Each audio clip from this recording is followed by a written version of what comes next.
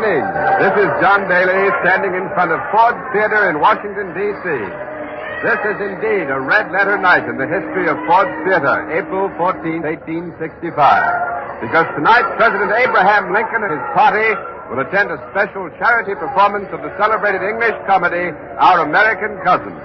Inside the theater, the curtain has already gone up. Outside, here in front of the theater, the crowd of curious spectators stand around. April 14, 1865. Place, Washington, D.C. You are there. Abraham Lincoln at Ford's Theater. CBS takes you back to one of the great dramas in our nation's history. All things are as they were then, except for one thing. You are there. You Are There is based on authentic historical fact and quotation. And now, Washington, April 14th, 1865, and John Daly. The damp and misty weather in Washington tonight has not dampened the ardor of the crowds who for 4 long days now have been wildly celebrating the surrender of General Lee to General Grant. The people here are in high spirits, gathered around Ford's Theater, which is a 3-story, red stone building, windows and entrances in gray. Tultival Saloon is on the right, Ferguson Saloon is on the left, and both of them are jammed. The windows and doors of the houses along both sides of the street are open. People are hanging out of them for a look at the president. Although the curtain has gone up on the play, some members of the cast who are not on stage at the moment stand around in their costumes for a look at Mr. Lincoln. There's John Diet and Mrs. Helen Muzzy. There's young Miss Jane Gowdy and John Wilkes Booth, the handsome, dashing Shakespearean favorite.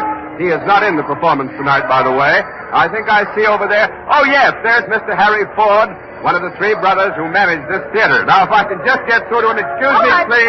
Oh, let me push through here. I'm sorry, but watch the cable. Oh, Mr. Ford. Mr. Ford. Yes, sir? Say, Mr. Ford, this is CBS.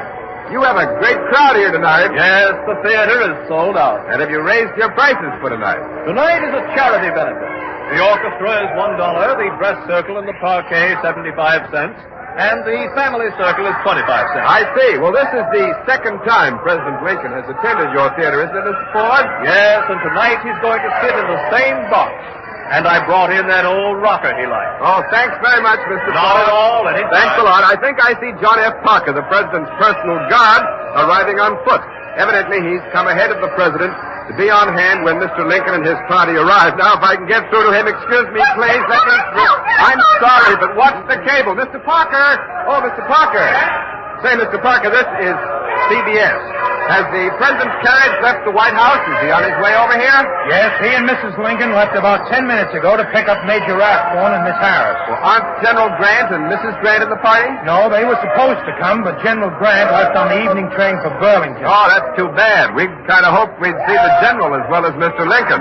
Say, by the way, who is Miss Harris? Well, that's Miss Clara Harris, daughter of the senator from the state of Maine. Oh, yes, of course. And Major Rathbone is an attaché at the War Department. That's right. Excuse me, right. Yes, the president's carriage is just coming down 10th Street now. It has crossed F Street. It's going to pull up right here at the carriage platform. The president is smiling, bowing, doffing his high black silk hat to the crowd, and the band that's been waiting here for this moment is picking up its instruments and getting ready to play. Burns, the coachman, is throwing up the horses now.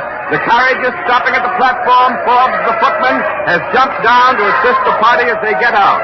Mrs. Lincoln and Miss Harris are getting out, and now the president, followed by Major Rathbone. The band wants to play a tune. They're asking the president what it is he wants to hear, but it'll probably be Yankee Doodle, Marching Through Georgia, or Rally Round the Flag. The president just said something to the band leader, but in all of this racket, I just can't hear what he's saying. Oh, do you hear that? It's Dixie! Mr. Lincoln has asked the Union band to play the Confederate song, and they've responded with a will.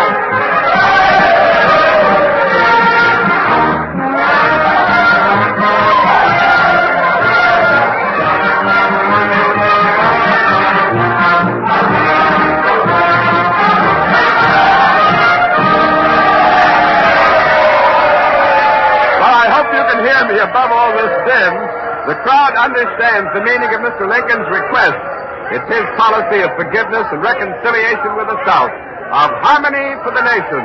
The war is over. The United States of America is now one great nation. And Mr. Ford is leading the way into the theater, up the gray stone steps. Mr. Lincoln's just a few feet away. Oh, Mr. President,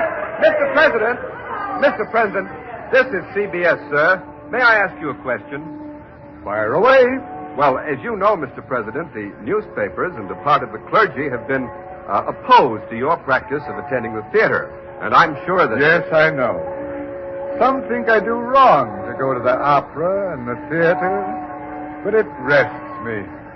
I love to be alone and get to be with the people. I want to get this burden off, to change the current of my thoughts. A hearty laugh relaxes me, and I seem better able after it to bear my cross. I understand, sir. Good night. Good night, Mr. Lincoln, and thank you. Now the presidential party has entered the door. A CBS microphone is inside the theater at the rear of the orchestra. President Lincoln will pass it in just a minute, and so into the theater and Don Holliday. The audience doesn't yet know the president has arrived. The ladies might be interested, by the way, to know that Mrs. Lincoln is wearing a white silk crinoline under her cloak. I'm trying to see here. It's an elaborate headdress of flowers and combs over her curls. There's silken mittens and a shawl held together at her throat with a brooch. The president, well, he seems to have lost a lot of weight, but, oh, he looks happy tonight, very happy.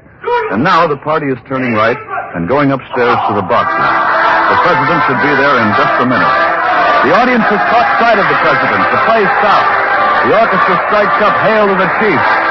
And now CBS has a booth directly across the theater from the president's box. And I see that John Daly's reached it, so over to John Daly. We're in the CBS box now. I can see the president entering his box across the theater. We have Columbia microphones on the stage and in the audience. I'm going to open them both and let you hear what's going on.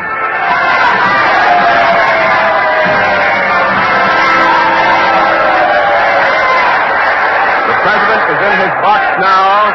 The audience is standing. Mr. Lincoln is acknowledging the welcome. Beaming, he nods his head and waves to the jam-packed crowd. And now, motioning towards the stage and the interrupted play, Mr. Lincoln sits down. The ovation continues, but following the president's lead, slowly, almost by sections, the audience resumes its seats and the play will resume in just a moment. Our American Cousin by Tom Taylor, by the way, is an eccentric comedy, as many of you probably know. It's a popular favorite, been performed at least 1,000 times. The play revolves around a typical, drawling Yankee in England who lights his cigar with an old will, burning the document to ashes, and thereby throwing a fortune into the hands of an English cousin. And now, the CBS microphones on the stage will pick up some of the dialogue. Lord Dundreary, a silly, foppish Englishman, is being teased by Florence the heroine, played by the star Miss Laura Keene. Yes, but a lonely one. What sort of night had she? Oh, a very refreshing one. Thanks to the draft I've described for her. What? Have you been prescribing for Georgina, Lord Dundreary? Oh, yes, quite. You see, I gave her a draught that cured the effect of the draught. And that draught was a draught that didn't pay the doctor's bill. Didn't that draught? Good gracious, what a number of drafts. You almost have a game of drafts. What's the matter? That was a joke, that was. Anyone can see the draft has been suspended. Miss Keene has very neatly injected a bit of the National Peace celebration into the play. With Lord Dundreary making so much of the word draft, Miss Keene threw in the line, anyone can see the draft has been suspended. And everyone in the audience knows that General Grant suspended the military draft this very morning. That was quite keen of Miss Keene, if I may be permitted the pun. Well, the president enjoyed that joke, too. He's smiling broadly. The play continues, and we'll take you again to the stage presently, but on this gala night, the audience is as interested in the presidential party as they are in the play. Although, because of the angle at which the box is set, they can only see Miss Harris and Major Rathbone. The presidential party is occupying boxes numbers 7 and 8, the partition between them having been removed to make it roomier. The boxes are decorated with 4 flags. The president is seated in that old rocker that Mr. Ford told us about before. There's a chair at the door of the box in which John Parker, the guard, is sitting. He can't see the stage, but he can hear the actors' voices. Oh, evidently John Parker wants to see and hear, for he's now getting up from his chair and taking a seat in the dress circle with a clear view of the stage. Mrs. Lincoln is seated on the president's right, and from time to time she leans over on his arm and they exchange a few words. The president appears completely relaxed, and perhaps his mind is on other things. Perhaps he is looking at his wife and thinking, we've had a hard time since we came to Washington, but the war is over, and with God's blessing, we may hope for 4 years of peace and happiness, and then we'll go back to Illinois and pass the rest of our lives in quiet. But then it's more likely that Mr. Lincoln is just plain enjoying himself tonight, for the president is listening with obvious pleasure to Mrs. Mount Chessington, an English lady in the cast, and Harry Hawk, who is playing Asa Trenchard, the American cousin. Now, once again, our microphones on the stage pick up the play. Well, Mr. Trenchard, you are not used to the manners of good society, and that alone will excuse the impertinence of which you have been guilty. Mrs. Mount Chessington flounces off an aristocratic dudgeon, leaving the drawling Yankee alone on the stage. Don't know the manners of good society, eh? Well, I guess I know enough to turn you inside out, old gal. You sock-dologizing old man trap.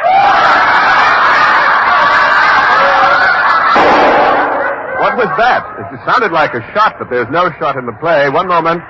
Oh, Major Rathbone is struggling with a man in Mr. Lincoln's box. A man who is stabbing wildly at him with a knife. Major Rathbone's giving ground before that knife, and now his attacker has leapt over the railing. He's on the stage.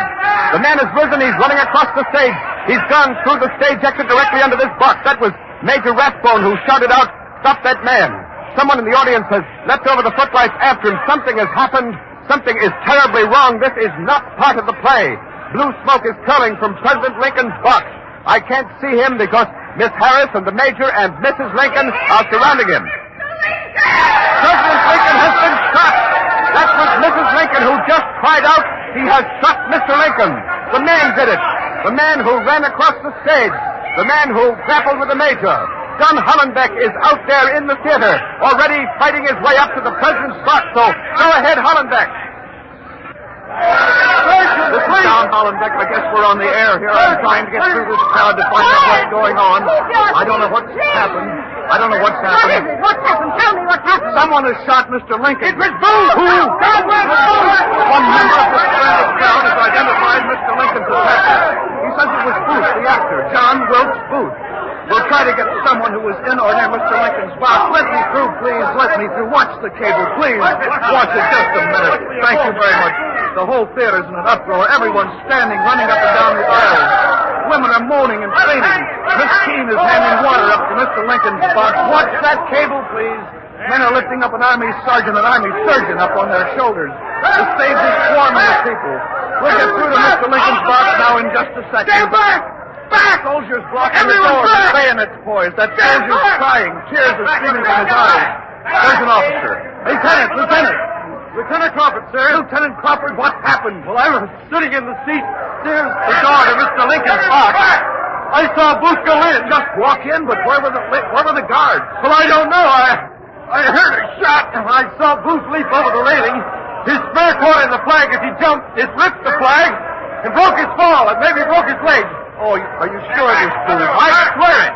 What did you do? Did you get into the president's box? Well, I rushed it, but the door was barred. Booth had barred it when he went in from the inside, and we broke through. Major Rathbone let the doctors through. Only the doctors. Look, have they caught Booth? Did he get away? Just a minute, Lieutenant. The door is opening. 4 soldiers are carrying Mr. Lincoln out. Are you the president? Are you taking him? Are you taking him to the White House? No, not to the White House. Doctors, the room mortal to Mr. Lincoln live. Guard! President Lincoln is being carried out of the theater now. Healy. I've just been informed that John Daly's out in the street again, so go ahead, Daly.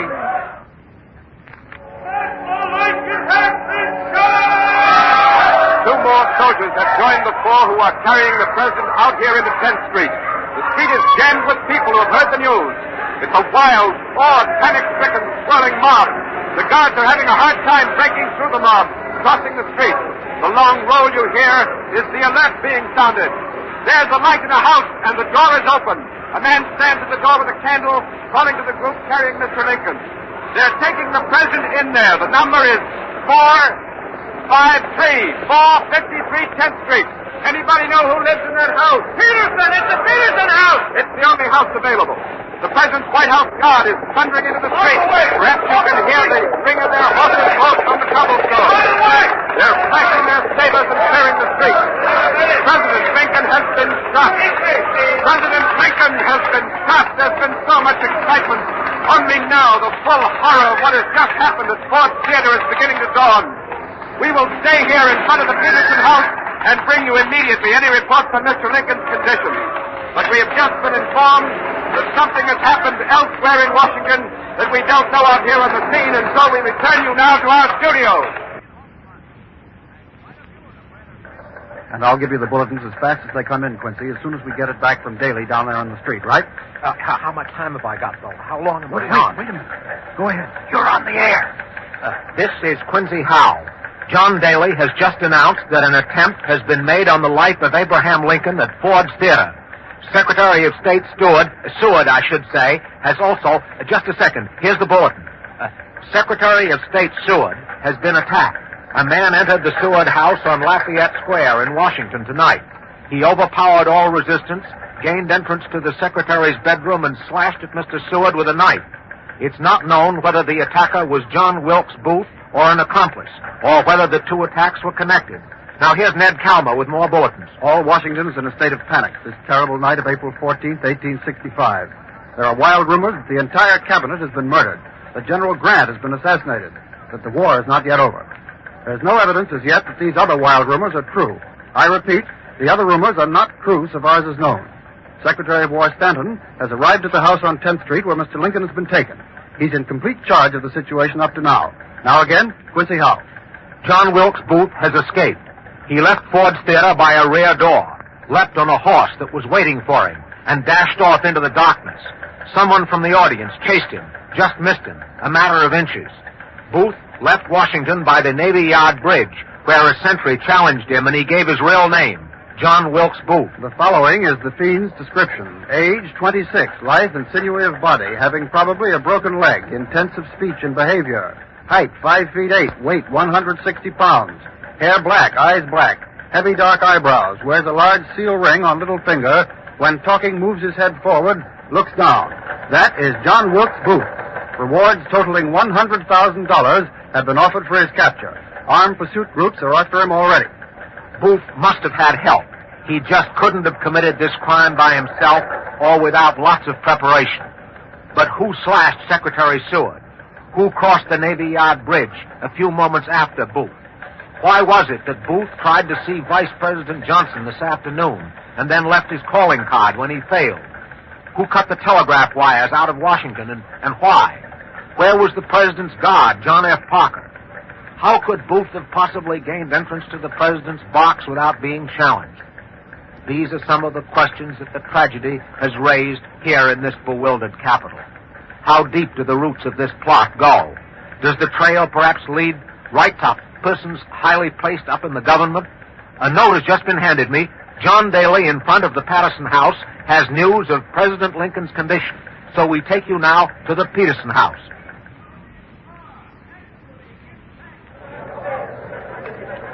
This is John Daly in front of the Peterson house, where President Lincoln was carried after he was shot in Ford's Theater across the street. The president is sinking swiftly. He has not regained consciousness since Booth sent a single bullet fired at close range into the area behind the president's ear. The surgeons are discussing now the question of removing that bullet. Mrs. Lincoln is in there at the bedside, so is the president's son, Captain Robert Lincoln. Tad, the president's younger son, is at the White House. He has been assured that his father will live, but this was told the lad only to quiet him. Major Rathbone was slashed about the arm and shoulder by Booth and fainted from a loss of blood. He has been taken home. In addition to Secretary of War Stanton, most of the cabinet members have arrived, and here comes the Secretary of the Navy, Mr. Gideon Wells. Mr. Wells, this is CBS. We know how great your grief is at this moment, sir, but there are so many questions still to be answered about this frightful tragedy. Will you help us? Who is this amazing madman, John Wilkes Booth? This lunatic, this unspeakable Judas, is a known secessionist who did not have the courage to don the uniform of his cause. But what possible motive, sir, do you think he could have had in committing this hideous crime? Only a mind deranged could have given birth to such an act. It may be that he thought to kindle again the dead spark of rebellion. If so, he is as great a fool as he is a villain. The war is over. The Union will stand. Booth has done the Confederate cause more harm than he can imagine. What about the South, sir? What will the South think of Booth's act? I do not know the mind of the South, but I predict that when the men who fought with Lee, in uniform, under a flag, and according to a clean code, hear of this day, they will shrink with horror from this vile deed. Assassination is not an American tradition. It never struck in this country until tonight. Thank you, Mr. Wells. I know that as Mr. Lincoln's friend and Secretary of the Navy, you want to go in and see him. A note has just been handed me. It says, "Oh, this is sad and tragic news.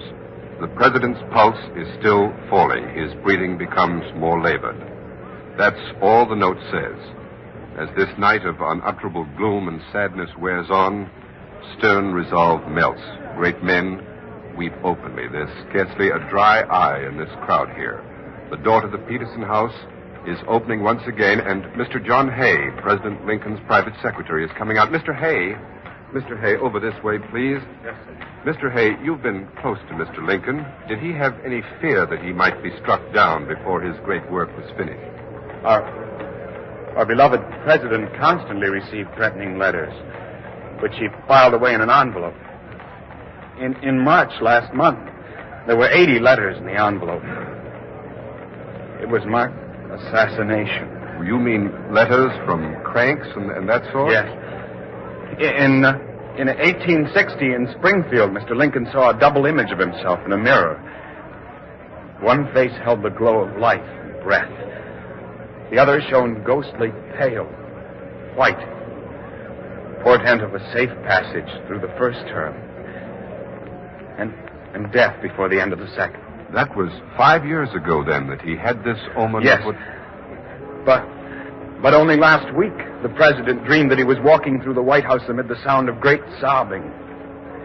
In the east room, he came upon a coffin guarded by soldiers, surrounded by a weeping throng.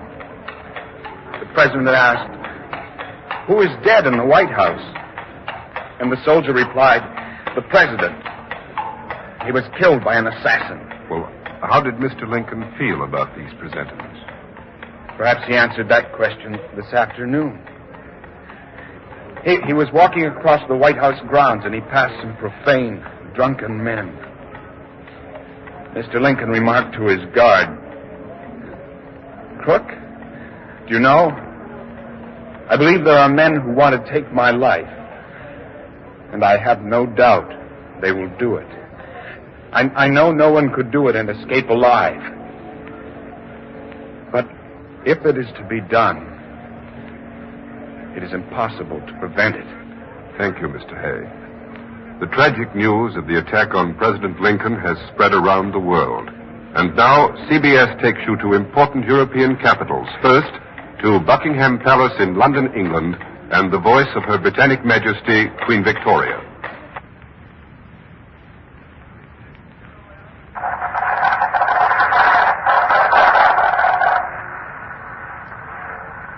I speak to Mrs. Lincoln. No one can better appreciate than I, who am myself utterly broken-hearted by the loss of my own beloved husband, what your suffering must be. And I earnestly pray that you may be supported by him, to whom alone the sorely stricken can look for comfort. And now to the French capital.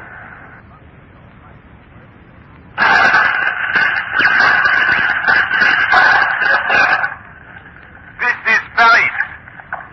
I am a French student speaking for thousands of us in the Latin Quarter.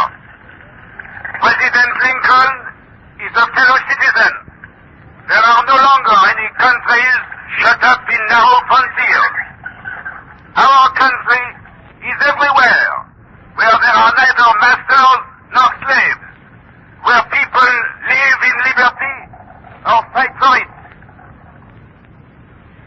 Paris, we take you now to the capital of Russia.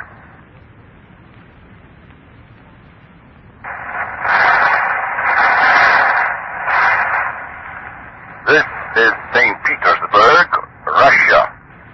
I will read a message from Leo Tolstoy, our great Russian author, who has just been informed of the attempted assassination of President Lincoln. The message reads, in far places over the earth, on every continent, the name of Lincoln will be worshipped, and the personality of Lincoln will become a world folk legend. Many hardships and much experience brought him to the realization that the greatest human achievement is love. The greatness of Napoleon, Caesar, or Washington is moonlight by the sun of Lincoln. His example is universal and will last thousands of years. Lincoln is humanity. We return you now to the United States.